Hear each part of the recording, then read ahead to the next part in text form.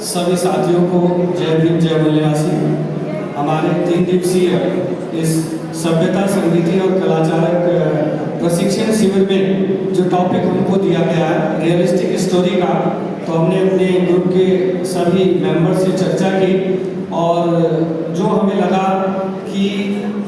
अपनी से संबंधित अपने ऊपर बीती हुई अपने द्वारा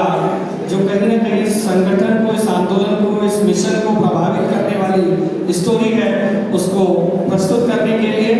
रियलिस्टिक स्टोरी के लिए मैं आमंत्रित कर रहा हूँ हमारी सहयोगी साथी ग्रुप मेंबर